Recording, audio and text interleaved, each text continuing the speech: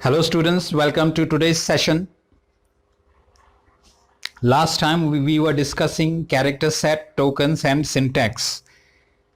We saw that we can form tokens with the help of character set, and we can combine different tokens with the help of syntax.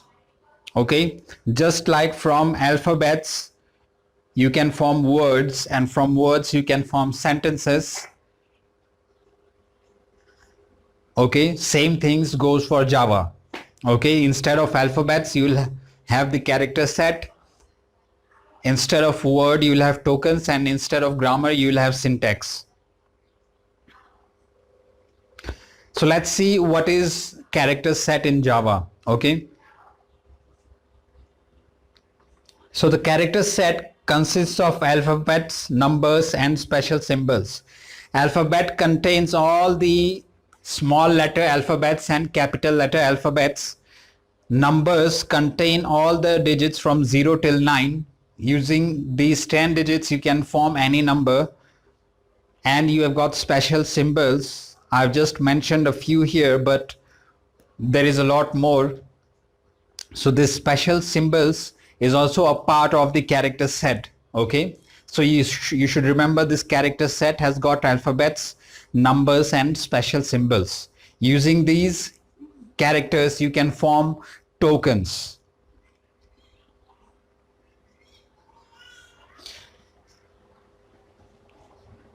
There are two standard character sets. Okay, one is the ASCII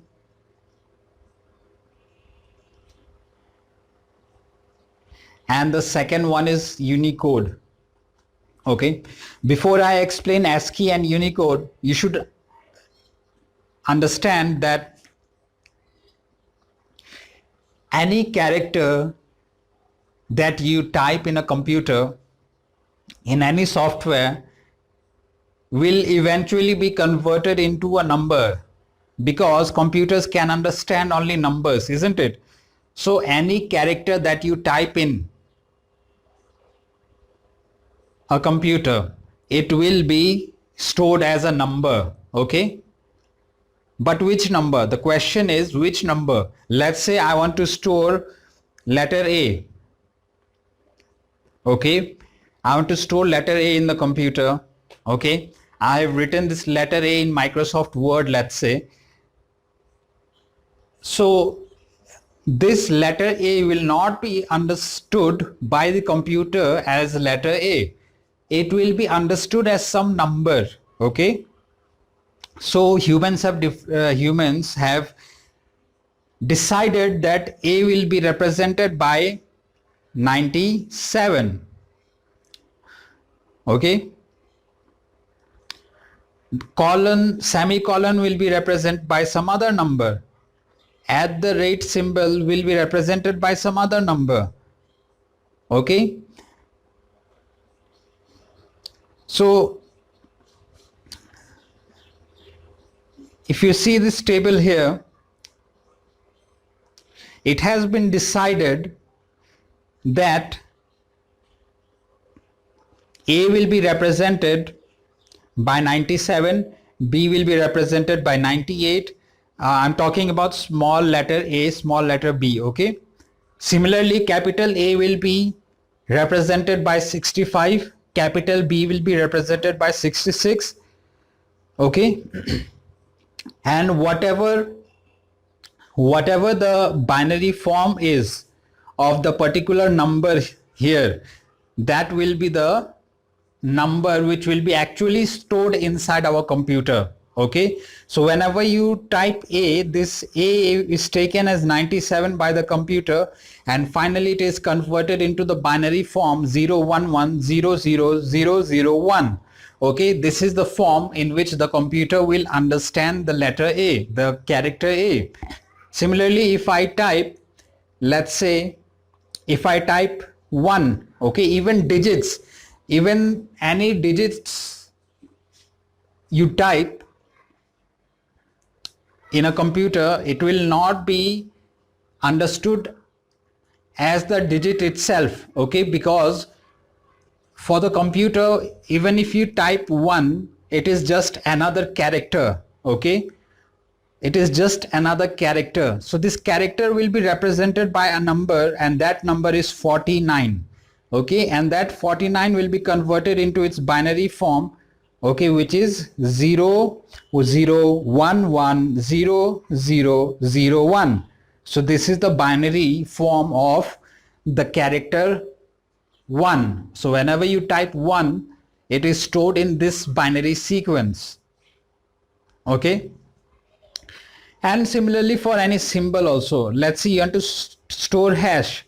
So if you are typing hash in the computer, it will be taken as 35, and that 35 will be converted into its binary form 0 0 1 0 0 0 1 1. Okay, so this is how hash will be stored. Okay, now since all the characters are represented as numbers, okay, let's imagine a scenario here.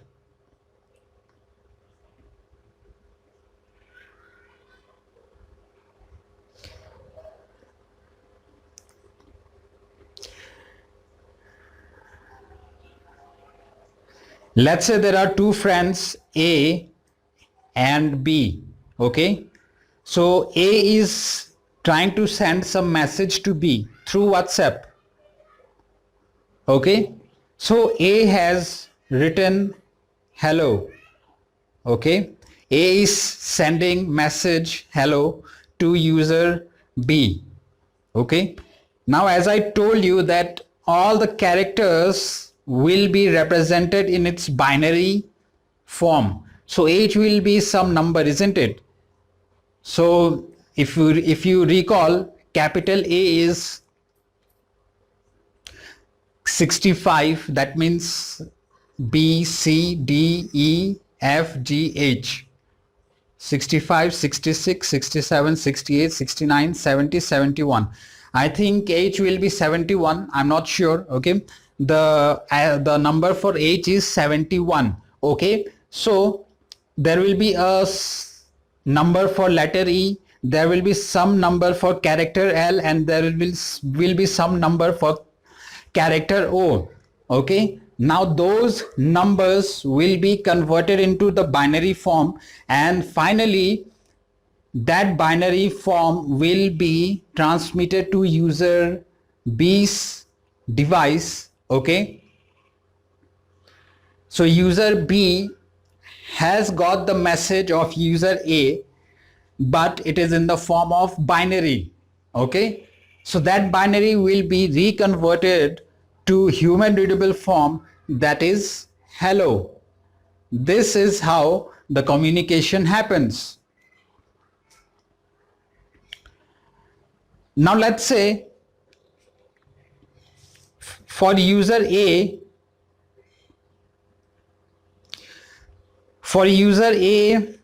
A has defined his own set of rules. Okay, that H is 57, E is 91. Okay, now when user A will send this message to user B, he's just sending he. Okay, sending he. What will happen? If user B has defined his own set of rules, okay, that for, let's say user B has defined that 57 means B and 91 means D. Okay, so the message which went from A to B was 5791 in the binary form. Okay, I'll use the decimal form only here, 5791, but understand that it's going in the form of binary. So 5791 is the message. Okay, and the message was supposed to be he. B should have received the message he. But the problem is that B has defined his own set of rules. B has decided that 57 means B and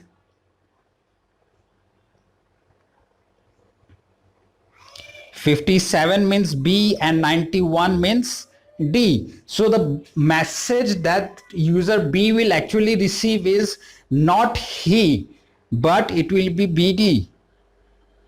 Okay, so BD does not make any sense, and BD is not the message that was sent by user A. User A's message was he, but user B received BD. So you see the problem here. So if this is exactly why you need ASCII. Okay, you need a certain standard that will be followed by everyone throughout the world so that our message is coherent. Okay, if you do not have a standard set of character codes, you can see what kind of problem can arise. Okay, so that is why it was decided that the whole world will follow this ASCII character set code. Okay, so I hope now you can understand why do you need ASCII. Okay,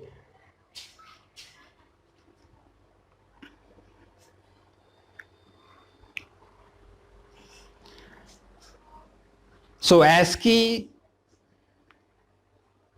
uses 7-bit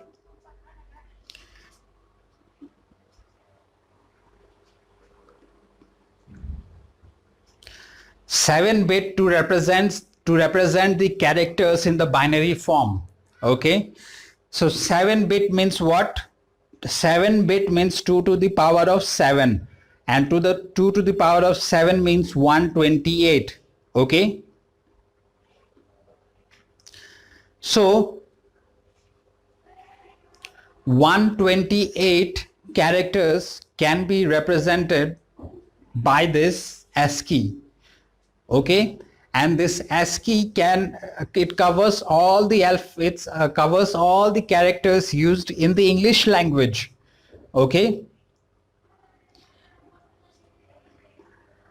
similarly we have another standard. Okay, this was the first standard, ASCII. The second standard is Unicode. So Unicode is also similar to ASCII, but why do we need Unicode? If it is similar, why do we need another set of codes? The reason is because ASCII can store only 128 characters, and 128 is not just sufficient. Okay, it is not at all sufficient to store all the characters of all the languages all around the world. Okay, 128 is simply not enough. That is why another system was invented, and that system is known as Unicode. Okay, and Unicode character set uses 8 bits to 32 bits. Okay, there is UTF-8, there is UTF-8, UTF-16, UTF-32 according to the requirement. Okay, from 8, starting from 8 bits up till 32 bits. So that means what? Recall that ASCII used only 7 bits. Okay, but here you can see that ASCII can use up till 32 bits. Okay, that means it can store way more characters than ASCII.